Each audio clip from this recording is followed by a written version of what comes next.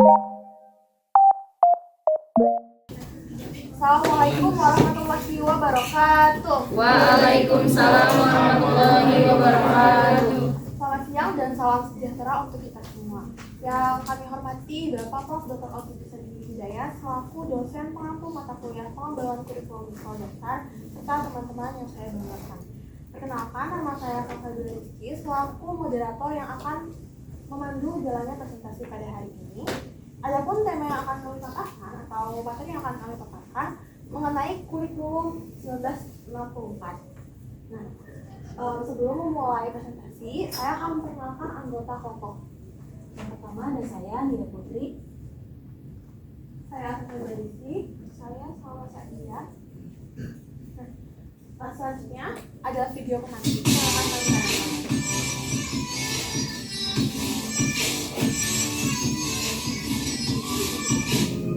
Assalamualaikum warahmatullahi wabarakatuh. Menjelang tahun 1964, pemerintah kembali menyempurnakan sistem kurikulum pendidikan Indonesia. Di penghujung akhir kekuasaan Presiden Soekarno, negara menggulirkan Rencana Pendidikan 1964. Fokus kurikulum ini adalah pengembangan daya cipta, rasa, bahasa, karya, dan moral. Pada sekitar tahun 1963, terjadi revolusi di segala bidang termasuk dalam bidang pendidikan. Sehubungan dengan hal tersebut, maka disusunlah rencana pendidikan yang dimaksudkan dalam rangka pembinaan bangsa. Latar belakang dan dasar pemikiran penyusunan dan perencanaan pendidikan ini adalah bangsa yang merdeka dan berkepribadian memiliki sendiri suatu gambaran manusia yang diinginkan, manusia yang dicita-citakan dan bagaimana sifat-sifatnya. Dokumen rencana pendidikan ini sepenuhnya dipengaruhi oleh kurikulum sekolah dasar tahun 1964. Pada tahun 1964 terjadi perubahan kurikulum. Pendidikan ideologi yang difokuskan pada Mendikbud Usdek, Nasakom, dan semangat revolusi. Mata pelajaran kewarganegaraan yang meliputi materi sejarah, ilmu bumi, dan kewarganegaraan menjadi penting untuk mengembangkan pendidikan ideologi dan dimaksudkan dalam struktur kurikulum dengan nama perkembangan moral. Kehidupan kebangsaan di bidang politik semakin didominasi oleh ideologi Mendikbud Usdek yang dianggap sebagai manifestasi dari Pancasila. Pancasila bahkan kemudian diperas menjadi Trisakti dan kemudian diperas lagi menjadi gotong royong. Nasakom menjadi jago baru bersama-sama dengan revolusi yang tak pernah selesai. Pendidikan semakin dianggap penting untuk menanamkan jiwa revolusioner dan Nasakom. Kurikulum 1964 tidak bertahan lama. Situasi politik mengalami situasi besar dan terjadi peristiwa yang dikenal dengan nama G30 SPKI pada tanggal 11 Maret 1960. Berikut adalah sedikit video mengenai latar belakang mengapa terjadi perubahan kurikulum pada 1964. Nah, untuk materi selanjutnya akan dipaparkan oleh rekan saya kepada Salwa Sadia, dan silakan. Oke, yang pertama itu apa itu kurikulum 1964? Kurikulum 1964 atau Rencana Pendidikan 1964 merupakan kurikulum yang menekankan pembelajaran aktif, kreatif, dan juga produktif. Maksudnya, setiap sekolah diwajibkan untuk membimbing para siswanya atau anaknya untuk dapat memikirkan solusi atau pemecahan masalah atau problem solving sendiri untuk menyelesaikan masalah-masalah yang ada di sekitarnya. Selanjutnya, kurikulum ini juga menerapkan metode cara belajar yaitu gotong royong terpimpin. Maksudnya, menekankan kerjasama dalam menyelesaikan setiap masalah. Selain itu, pada kurikulum 1964 juga membentuk pribadi atau manusia Indonesia menjadi manusia yang Pancasilais, yang sosialis. Selain itu, pada kurikulum 1964 juga pemerintah menetapkan hari Sabtu sebagai hari kerja, yang mana hari tersebut setiap siswa diberikan kebebasan untuk kebebasan yang sesuai dengan minat dan bakatnya mereka masing-masing. Contohnya kebebasan dalam kebudayaan, keolahragaan, kesenian, dan juga bermain-main gitu. Kurikulum ini juga yang seperti yang tadi sudah dijelaskan, kurikulum ini juga dirancang untuk membentuk manusia Indonesia menjadi manusia Pancasilais yang sosialis, yang sesuai dengan sifat-sifat yang termaktub dalam Ketetapan MPRS nomor 2 tahun 1960.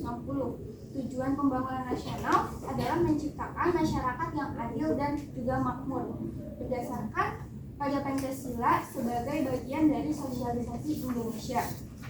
Pendidikan diselenggarakan sesuai dengan ketetapan tersebut, sebagaimana pendidikan menjadi dasar pembentukan manusia yang bermoral. Pendidikan berperan menghasilkan tenaga kerja di berbagai tingkat dan sektor. Pendidikan berfungsi sebagai sarana untuk kemajuan ilmu pengetahuan, fisika, dan teknik. Dan yang terakhir, lembaga pendidikan juga menjadi sumber pengembangan seluruh tenaga manusia. Dalam kurikulum ini, pemerintah juga memiliki keinginan agar setiap rakyat mendapatkan pengetahuan akademik sebagai bekal untuk jenjang di sekolah dasar, sehingga pembelajaran dapat dipusatkan kepada program yang ada di kurikulum ini, yaitu nama programnya Pancawardhana, yang sejalan dengan sifat dari kurikulum ini. Sifat dari kurikulum ini adalah separate subject kurikulum, yang artinya memisahkan mata pelajaran menjadi 5 klasifikasi bidang studi, yaitu pengembangan moral, kecerdasan, emosional atau artistik, keprigelan, dan jasmani. Ada juga orang-orang yang menyebut Pancawardhana ini sebagai berfokus ke pengembangan daya cipta, karsa, rasa, karya, dan moral, sebagaimana yang tadi sudah disebutkan dalam video pemantik.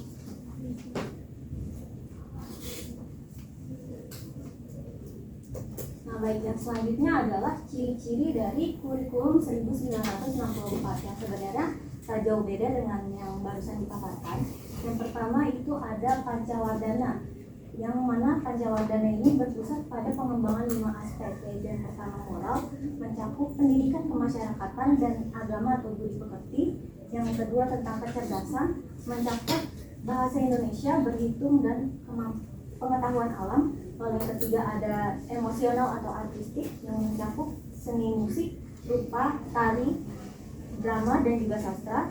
Yang keempat ada keprigelan atau keterampilan, yang terdiri atas pertanian, pekerjaan tangan, dan juga koperasi atau tabungan. Dan yang terakhir ada jasmani, yang mencakup pendidikan jasmani. Lalu ciri yang kedua adalah metode pembelajaran yang aktif. Nah, konsep pembelajaran pada kurikulum 1964 ini bersifat aktif, kreatif, dan juga produktif, di mana guru dan sekolah diharapkan membimbing siswa untuk mampu memecahkan masalahnya sendiri atau problem solving. Lalu yang ketiga adalah parameter subjek kurikulum, yang memisahkan mata pelajaran berdasarkan 5 kelompok bidang studi sesuai dengan Pancawardhana yang sudah dijelaskan tadi. Nah, tetapi ada satu pendapat yang mengatakan bahwa kurikulum 1964 ini lebih condong ke arah correlated, bukan separated. Nah, hal ini disampaikan oleh Lisa Kamisi Jatin dan juga Fendi Hardiman dalam bukunya yang berjudul Telaah Kurikulum. Menurut mereka, kenapa bisa dikatakan seperti itu? Karena adanya pengelompokan materi serumpun, di mana hal ini mengacu kepada Pancawardhana.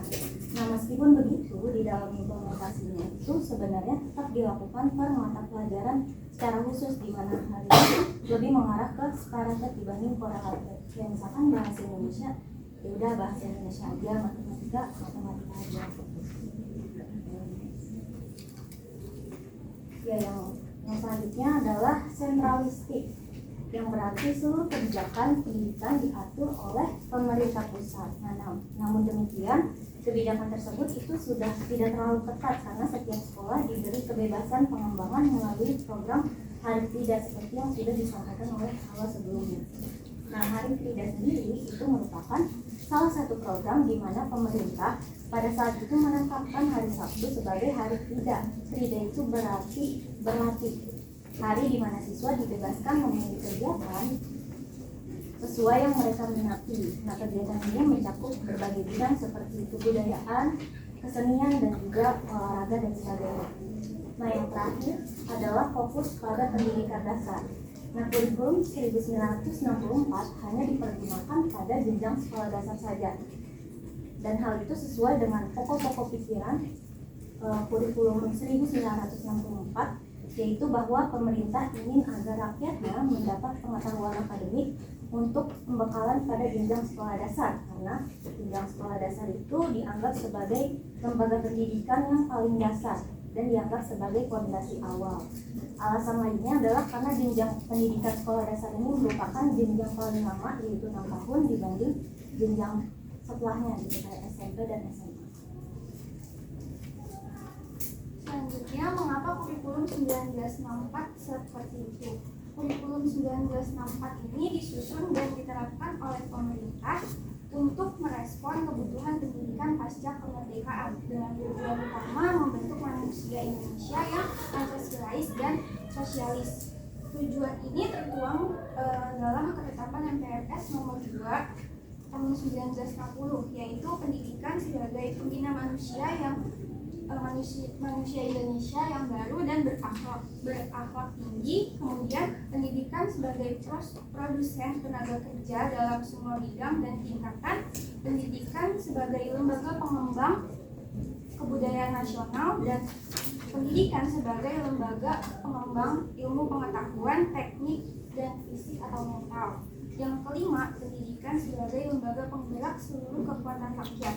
Nah, latar belakang dan dasar pemikiran penyusunan rencana pendidikan ini adalah agar bangsa Indonesia yang merdeka dan berkepribadian memiliki sendiri suatu gambaran manusia yang diinginkan, manusia yang dicita-citakan, dan bagaimana sifat-sifatnya. Kurikulum ini menekankan pendekatan pembelajaran yang aktif, kreatif, dan juga produktif. Salah satu ciri khasnya yaitu penerapan metode gotong royong tadi, yang mendorong siswa untuk bekerja sama dalam menyelesaikan masalahnya yang ada di kehidupannya sehari-hari.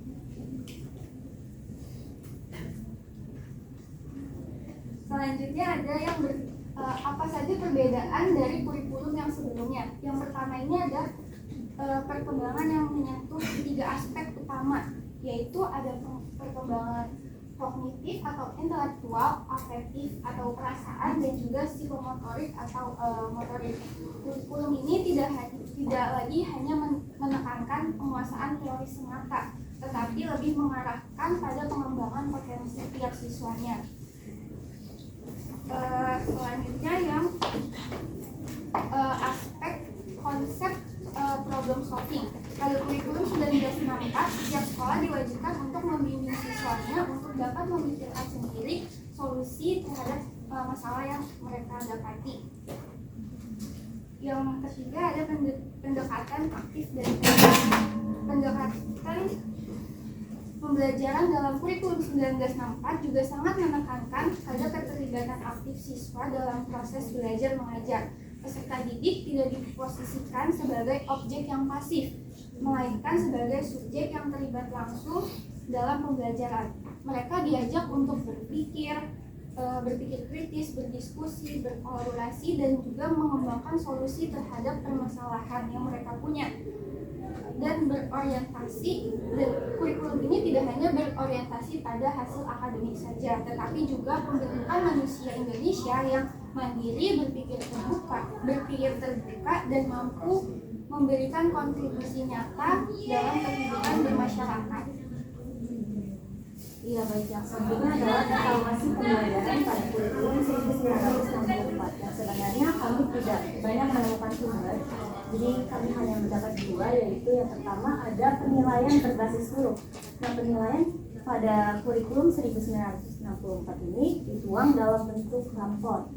Pada kelas 1 dan 2, sistem penilaiannya itu menggunakan huruf, yaitu A, B, C, dan D sebagai pengganti angka atau skor. Nah, sementara untuk kelas 3, 4, 5, dan 6 itu masih tetap menggunakan angka ataupun skor. Lalu yang kedua itu ada sistem evaluasi. Nah, evaluasi pada kurikulum 1964 ini dilakukan secara keseluruhan, yaitu mencakup aspek kognitif, yaitu pengetahuan, afektif, sikap, dan juga psikomotor. Nah, untuk penggalan tahun ajarannya pada kurikulum 1964 itu disebut semester, sama kayak kita sekarang. Selanjutnya saya akan membahas mengenai kelebihan dan kekurangan dari kurikulum 1964. seperti yang sudah disebutkan tadi, kelebihan yang pertama dari kurikulum 1964 itu, kurikulum 1964 itu telah mengakomodasi 3 ranah utama yang penting dalam perkembangan peserta didik. Jadi di 1964 ini pemerintah itu udah mulai menyentuh, walaupun hanya menyentuh tapi belum menyeluruh, menyentuh 3 aspek tersebut. Jadi siswanya itu nggak cuma ditekankan pintar secara kognitif aja atau secara pengetahuan, tapi juga afektif dan juga keterampilan profesional. Yang kedua itu mendorong pengembangan potensi individu. Di slide sebelumnya itu disebutkan kalau misalkan di kurikulum 1994 ini terdapat hari ketiga di mana siswa itu dibebaskan untuk memilih kegiatan yang sesuai atau yang mereka minati. Nah, kurikulum ini memberikan ruang supaya anak berkembang sesuai dengan minat dan kemampuannya. Yang ketiga, menumbuhkan kreativitas dan inovasi. Nah, tadi ada konsep problem solving sama metode pembelajaran aktif. Dua konsep dan metode tersebut itu tuh menumbuhkan kreativitas dan inovasi siswa, karena siswa dibimbing untuk mencari atau memecahkan masalahnya sendiri. Yang keempat, pembelajaran jalan efektif supaya apa yang dipelajari siswa di sekolah dapat bermanfaat dengan kehidupan sehari-hari. Nah, dengan kata lain, pembelajaran itu nggak hanya teoritis tapi juga praktis dan relevan dengan kebutuhan siswa, baik dalam aspek sosial, keterampilan, maupun pengambilan keputusan di kehidupan nyata. Selanjutnya ada kekurangan dari kurikulum 1964. Nah, kekurangan yang pertama, kurikulum 1964 atau program Pancawadana ini cuma diterapkan di sekolah dasar. Yang kedua, terlalu dipengaruhi pelaksanaan kurikulum itu terhambat karena adanya manipul usdek. Kenapa ini jadi masalah? Karena pendidikan kurikulum ini diarahkan untuk tujuan politik tertentu, bukan untuk kebutuhan peserta didik. Nah, pelaksanaan kurikulum terhambat karena manipul usdek ini menyebabkan kebutuhan pribadinya itu jadi terabaikan. Yang ketiga itu terdapat kepentingan politis dan golongan tertentu.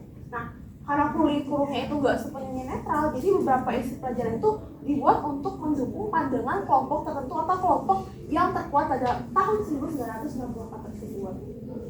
Jadi yang keempat itu belum secara menyeluruh mengembangkan nilai-nilai budaya lokal yang mampu memperkuat kesatuan dan kesatuan bangsa. Ini jadi masalah kenapa? Karena Indonesia kan negara beragam ya, tapi di kurikulumnya itu tuh nggak ada pelajaran yang harusnya memperkuat persatuan dari berbagai suku dan budaya. Terus beberapa unsur kurikulum dianggap masih mencerminkan sistem pendidikan kolonial. Nah, karena sistem pendidikan kolonial itu kan cuma hanya pria yang dapat pendidikan. Nah, itu tuh terjadi di kalau jenjang sekolah dasarnya kan emang udah pakai program Pancawadana, tapi untuk jenjang SMP sama SMA itu masih berbau sistem kolonialnya. Nah, terus yang terakhir, kurikulum dijalankan pada saat kondisi politik belum stabil. Nah, karena saat negara sedang belum kondisi politik ekonominya belum stabil, makanya implementasi kurikulum itu belum maksimal dan sering kali itu terhambat. Saya juga menjelaskan tentang manipul usdek dan juga politis dan golongan. Nah, pada tahun itu 1994, jadi tahun 1959 sampai tahun 1965 Indonesia itu berada di bawah sistem demokrasi terpimpin, yang mana demokrasi terpimpin itu dipimpin langsung oleh Presiden Soekarno. Nah, dalam sistem ini sebuah kebijakan negara termasuk pendidikan itu diarahkan sesuai dengan kemauan atau arahan pemikiran Presiden. Makanya kenapa pendidikan kurikulum 1904 ini ada manipul usdek. Manipul usdek itu singkatan dari Manifesto Politik Usdek itu UUD 1945, Sosialisme Indonesia, Demokrasi Terpimpin, Ekonomi Terpimpin, dan juga Kepribadian Indonesia, Kepribadian Nasional. Makanya dasar negara itu wajib diajarkan di sekolah. Makanya kenapa kan tujuannya itu untuk membentuk manusia atau Pancasilais, ada peserta didik yang Pancasilais dan sosialis. Nah, terdapat kepentingan politis dan juga golongan tertentu. Jadi di situ tuh waktu itu tuh lagi terjadi tarik menarik antara militer, partai politik, dan juga Presiden Soekarno tersendiri. Nah, golongan tertentu ini nih, golongan yang sangat kuat pada tahun itu tuh golongan yang komunis. Makanya juga pelajarannya, ideologi di dalam pelajaran tersebut itu disisipkan ideologi komunis. Bahkan guru-gurunya sendiri itu juga harus menyisipkan ideologi untuk kepentingan golongan dan politik tersebut. Itu akhir dari pemaparan presentasi kami. Apakah ada yang bertanya? Oke. Baik, untuk Dinda, silakan. Baik, terima kasih atas kesempatan bertanyanya. Izin bertanya untuk kelompok ini. Salah satu ciri kurikulum 1964 itu kan tadi disebutkan adalah berfokus pada pendidikan dasar ya. Nah, dari pernyataan tersebut, bagaimana kurikulum 1964 ini dapat mencerminkan tujuan pembangunan nasional? Karena kita tahu kalau output dari pendidikan dasar ini belum tentu mencapai standar dari tujuan dari kurikulum ini, yaitu untuk menciptakan manusia yang mempunyai sifat Pancasilais yang sosialis. Terima kasih. Terima kasih Dinda. Untuk selanjutnya, baik, pada Isa dulu. Ya, saya izin bertanya. Tadi pada PPT terdapat penjelasan mengenai Pancawardhana, tapi saya belum mengetahui lebih lanjut apa itu Pancawardhana dan apakah ada alasan khusus pemerintah mengadakan Pancawardhana ini sebagai program di kurikulum 1964. Terima kasih. Baik, untuk menjawab pertanyaan tersebut, sebelum kami mendiskusikan jawabannya terlebih dahulu.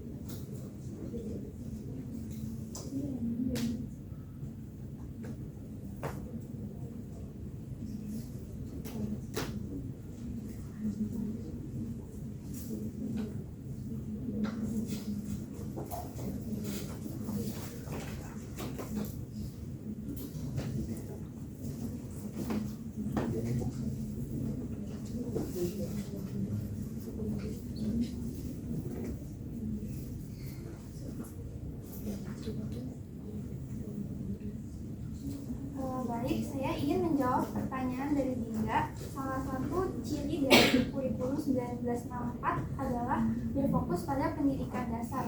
Dari pernyataan tadi, bagaimana kurikulum 1964 dapat mencerminkan tujuan pembangunan nasional secara menyeluruh pada saat itu, sedangkan hal ini hanya berfokus di pendidikan dasar saja. Pada tahun 1964, menurut pemerintah kala itu melihat bahwa pendidikan dasar sebagai tahap yang paling strategis dalam membentuk, membimbing atau mendidik karakter, sikap, dan juga pandangan ideologis seseorang. Karena usia pendidikan dasar adalah masa pembentukan nilai, bukan hanya pengetahuan. kalau pada usia ini sudah tertanam nilai-nilai Pancasila dan semangat hidup bergotong royong yang merupakan ciri-ciri dari masyarakat sosialis, maka dalam penerapannya dapat diharapkan penerapan itu dapat terbawa seumur hidupnya gitu. Jadi meskipun hanya di pendidikan dasar saja, justru disinilah merupakan titik awal fase terbaik untuk membentuk manusia Indonesia seutuhnya dimulai. Jadi pendidikan dasar itu bukan semata-mata soal dasar dari sisi akademik saja, tetapi juga dalam pembentukan ideologi nasional. Oh ya, izin menambahkan ya.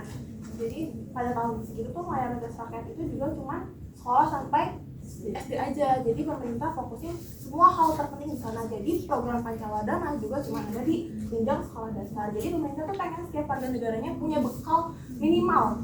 Jadi tapi bermakna untuk hidup masyarakat yang meskipun minimal tapi tuh continue gitu loh. Nah jadi di sekolah dasar mereka tuh udah terbentuk tuh masyarakatnya, kerjanya, peran di sosialnya, dan peran di sosialnya. Jadi itu juga pendapat teman SD itu dari impact juga dari kondisi sosial politik yang saat itu. Apakah sudah dimulai Dinda? Terima kasih. Terima kasih.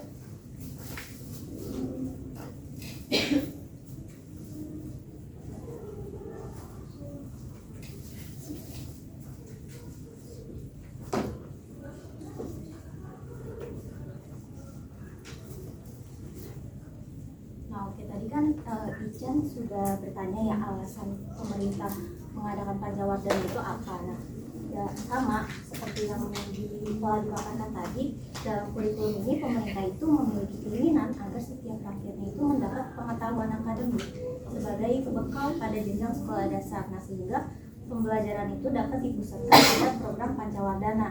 Nah, lebih spesifik lagi, mengapa pemerintah waktu itu menerapkan Pancawardana, yaitu yang pertama untuk meningkatkan pembentukan karakter bangsa melalui pendidikan ini kan, melalui pendidikan yang berpusat pada nilai-nilai dan juga moral budaya. Nah, yang kedua itu untuk menumbuhkan rasa tanggung jawab sosial pada siswa sekolah dasar. Lalu yang ketiga itu untuk membentuk manusia yang seimbang secara fisik, intelektual, dan juga spiritual. Lalu yang keempat itu sama kayak tadi, untuk mewujudkan tujuan pembangunan nasional. Dan yang kelima itu untuk mengurangi ketimpangan sosial dari kalau dibandingin kurikulum-kurikulum sebelumnya. Terus juga misalnya nanya apa jelaskan lebih lanjut mengenai Pancawardana. Jadi Pancawardana itu tuh, kata panca itu 5, wardana itu pengembangan. Jadi secara harfiah Pancawardana itu pengembangan 5 aspek kepribadian manusia. Nah, program Pancawardana ini ada 5 subjeknya, dan di dalam 5 subjek itu masing-masing subjeknya itu punya mata pelajarannya. Yang pertama itu moral, itu mata pelajaran pendidikan agama dan juga budi pekerti. Yang kedua itu kecerdasan, mata pelajaran itu ada bahasa Indonesia, matematika, IPA, dan IPS. Yang ketiga itu emosional atau artistik, yang mata pelajaran itu ada seni rupa, seni musik, seni daerah. Yang keempat itu keterampilan, pendidikan jasmani, prakarya, keterampilan teknik. Yang kelima itu kewarganegaraan, ada pendidikan kewarganegaraan dan juga sejarah nasional. Jadi kurikulum ini tuh berusaha membentuk warga negara Indonesia yang seimbang. Jadi pintar iya, terampil iya, dan utamanya itu cinta terhadap tanah air. Apakah sudah diperhatikan? Ya, terima kasih. Terima kasih. Selanjutnya kami akan membacakan kesimpulan dari materi ini, yaitu kurikulum 1964 atau yang diketahui juga sebagai Rencana Pendidikan 1964 merupakan kurikulum yang berorientasi pada pembentukan manusia Indonesia yang Pancasilais dan sosialis melalui pendekatan gotong royong termiskin. Nah, kurikulum 1964 ini dibentuk untuk mengembangkan kurikulum sebelumnya, yang mana kurikulum 1964 ini telah mencakup 3 aspek utama dalam pembelajaran, yaitu kognitif, afektif, dan juga psikomotorik. Sekian presentasi kelompok kami. Apabila ada kurang lebihnya dimohon maafkan. Assalamualaikum warahmatullahi wabarakatuh. Waalaikumsalam warahmatullahi wabarakatuh.